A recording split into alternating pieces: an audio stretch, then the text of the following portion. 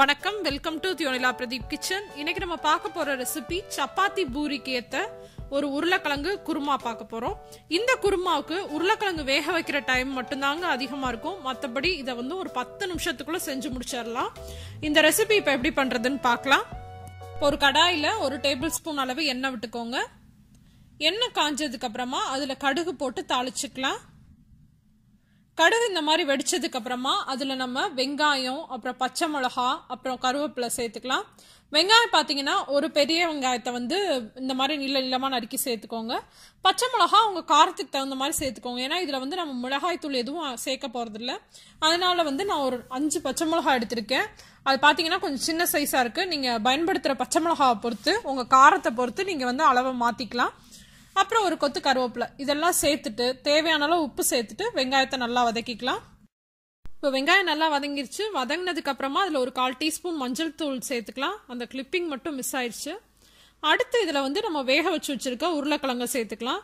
உருளைக்கிழங்கு என்ன பண்றீங்கன்னா நல்லா ப்ரெஷர் குக்கர்ல வேக வச்சு எடுத்துக்கோங்க. அப்படி உங்களுக்கு வேக வைக்கிற டைம் இல்லை அப்படின்னா நீங்க பச்சையாவே உருளைக்கிழங்கு ஒரு மீடியம் சைஸ் பீசஸா நறுக்கி இதுல சேர்த்துக்கோங்க.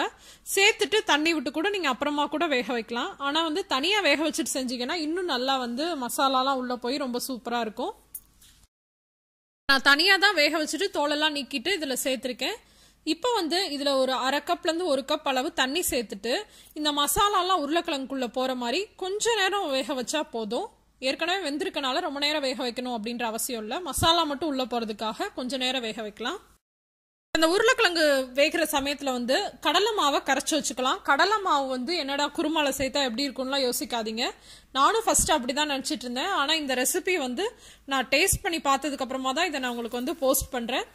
இது எங்க அண்ணியோட ரெசிபி, ரொம்ப சூப்பரா இருந்துச்சு. கடலை மாவு கரைச்சி வச்சுக்கோங்க. ஒரு 2 டேபிள் ஸ்பூன் எடுத்துக்கோங்க. அதுவே அதிகம் தான். உங்களுக்கு எந்த அளவுக்கு திக்னஸ் வேணுமோ அந்த அளவுக்கு எடுத்துக்கலாம். நான் ஒரு 2 டேபிள் ஸ்பூன் எடுத்து நல்லா தண்ணியில கரைச்சி வச்சுக்க போறேன். இப்ப பாருங்க, உருளைக்கிழங்குல மசாலாலாம் நல்லா உள்ள போயிருச்சு. ரொம்ப பெரிய பெரிய பீசஸா போடாதீங்க. கொஞ்சம் இந்த மாதிரி மீடியம் சைஸ் பீசஸா போட்டீங்கன்னா நல்லா மசாலாலாம் உள்ள போயிடும். உங்களுக்கு கிழங்கு கொஞ்சம் கிரேவியோட கரைஞ்சி இருக்கிறது ரொம்ப பிடிக்கும் அப்படின்னா லைட்டா கூட மசிச்சு விட்டுக்கோங்க. அது இன்னும் நல்லா டேஸ்டா இருக்கும். அடுத்து கொஞ்சம் கொஞ்சமா நம்ம கடலை மாவு கரைச்சி வச்சிருக்கோம் இல்லையா, அதை சேர்த்து நீங்க கலந்துக்கலாம். இங்க பாருங்க, பாதி தான் சேர்த்தேன். அதுக்கே எவ்வளவு கெட்டியா இருக்கு பாத்தீங்களா. இப்போ மீதி இருக்கதை இன்னும் கொஞ்சம் தண்ணியா கூட கரைச்சு அதை சேர்த்துக்கோங்க. ரொம்ப அதிகமாவும் கடலை மாவு சேர்த்துறாதீங்க, அப்படின்னா நல்லா இருக்காது.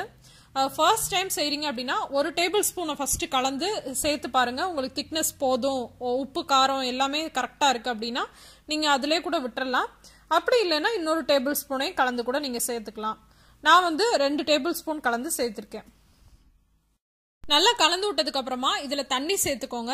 தண்ணி கொஞ்சம் அதிகமாவே சேர்த்துக்கோங்க. ஏன்னா கடலை மாவு அப்படின்றனால கொஞ்சம் கொதிக்க கொதிக்க அது நல்லா கெட்டி ஆயிரும். அப்ப ரொம்ப கெட்டியான மாதிரி ஆயிரும். அதனால இப்பவே கொஞ்சம் தண்ணி அதிகமா சேர்த்துட்டீங்க அப்படின்னா அது கொதிச்சதுக்கு அப்புறமா கரெக்டான கன்சிஸ்டன்சில வரும். இப்ப இதுல டேஸ்ட் பார்த்துட்டு தேவையான அளவு உப்பு சேர்த்துக்கோங்க. அப்புறம் கொஞ்சம் நிறைய கொத்தமல்லி இலை சேர்த்துக்கோங்க. சேர்த்துட்டு நல்லா கலந்து விட்டுக்கோங்க. இப்போ நம்ம மூடி வச்சு கொஞ்ச நேரம் இதை கொதிக்க விட போறோம். அதுக்கு முன்னாடி தண்ணி இந்த அளவுக்கு கன்சிஸ்டன்சில இருக்கணும். அப்பனாதான் பாத்தீங்கன்னா கொதிச்சு வர்றப்ப நமக்கு குருமா கரெக்டான அளவு கன்சிஸ்டன்சில இருக்கும். அதுக்கு தகுந்த மாதிரி நீங்க தண்ணி அட்ஜஸ்ட் பண்ணி சேர்த்துக்கோங்க. சேர்த்துட்டு மூடி வச்சிடலாம். அவ்வளோதான், உருளைக்கிழங்கு குருமா ரெடி ஆயிடுச்சு. ரொம்ப சிம்பிளான இன்கிரீடியன்ட். உருளைக்கிழங்கு, வெங்காயம், பச்சை மிளகா, கடலை மாவு இது இருந்துச்சுன்னா இந்த ரெசிபி செஞ்சு முடிச்சிடலாம். அவ்வளோ ஈஸியான ரெசிபி. கண்டிப்பா இந்த ரெசிபியை வீட்டில் ட்ரை பண்ணி பாருங்க. சப்பாத்தி பூரி கூட எல்லாம் ரொம்ப சூப்பரா இருக்கும்.